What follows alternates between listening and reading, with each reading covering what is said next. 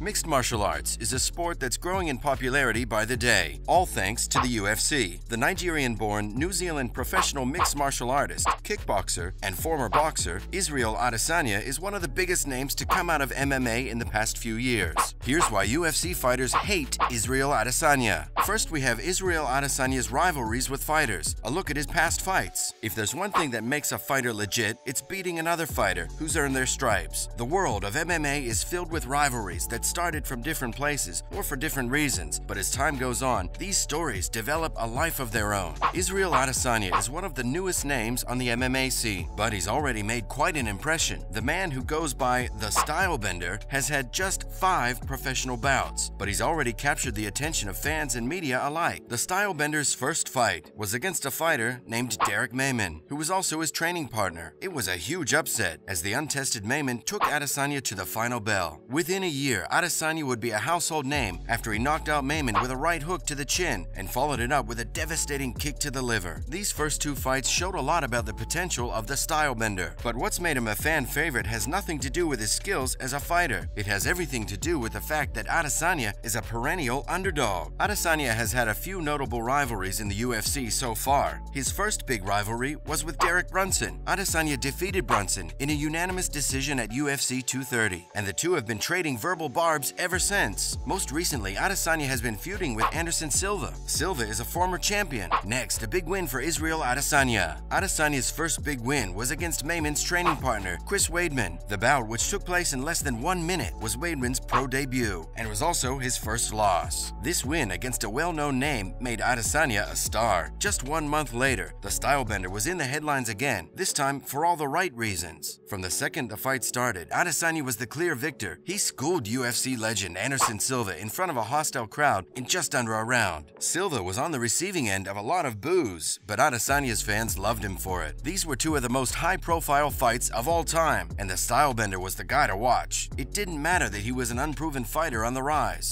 Up next, a breakdown of Israel Adesanya's record of 21-0. Adesanya's first professional loss came in his 4th professional fight, when he got caught with a huge liver kick and was knocked out cold. The loss snapped his 21-0 record and sent him in a downward spiral. He wouldn't win his next fight and would drop to 18-7 over the next couple of years, but Adesanya never stopped training and kept working to get back to his winning ways. Such dedication paid off, and he rebounded with a bang and won his next 10 bouts before stepping into the octagon again. Adesanya's latest win came in his second loss to Anderson Silva. The Brazilian legend is widely considered to be one of the greatest fighters of all time, and Adesanya went into the bout as an underdog. Adesanya's submission skills, which he showed against Silva, were on full display against Mayman and Silva, and the fans loved them. Now we have Israel Adesanya and Robert Whittaker. This is a fight that's full of bad blood. Adesanya's coach, Duke Rufus, confronted Whittaker's coach, Robert Follis, after the Whittaker versus Derek Brunson fight. Adesanya's coach called out Whittaker, saying, "Hey, F you got a problem?" That was the first sign of bad blood between the two. Both fighters are training hard for their second fight. Israel Adesanya will come back to Australia to train for his second fight with Robert Whittaker. Both fighters will train out at the same gym, in the same room. There's some bad blood between the two camps, but it will all be put aside when they step into the octagon. Up next, Colby Covington on Israel Adesanya. When Covington was asked about the next fight, he said he was hoping that in July, which is the International Fight Week, there would be a big fight, either between him and Dustin, or maybe with Izzy. He said that he thinks it's a legit challenge, and he should be able to go up and fight for the title 185 right away if he wants to. When the interviewer discussed the last fight, he said that he gave him the 50-44 in a soda. When he was asked what that meant, he responded, regarding Adesanya, that he always talks about like giving people 3 pieces and a soda. You know, he's gonna give him the chicken wing, he's gonna give him the drumstick, he's gonna give him the milkshake and the soda. So he gave him the 50-44 in a soda. Complete domination. And he even took a knee during the fight for first responders. He added, "People are forgetting about our heroes here in America. These guys keep us free. Miami Beach police are amazing." When he was asked about the Izzy fight, he responded that he thinks it's a possibility that Izzy doesn't have a line, going on to explain that he doesn't have a fight lined up yet and that he's nobody, he's not original. Tough words from a tough man. Now, Israel Adesanya and Kelvin Gastelum. On April 13, 2019 at State Farm Arena in Atlanta, Adesanya demonstrated his quality in the UFC 236 co-main event as he navigated hazardous waters, outlasted Kelvin Gastelum to a unanimous decision in the Ultimate Fight of the Year. career and earned the interim middleweight belt. All 3 rounds were won by the incredibly skillful city kickboxing standout, with scores of 48-46,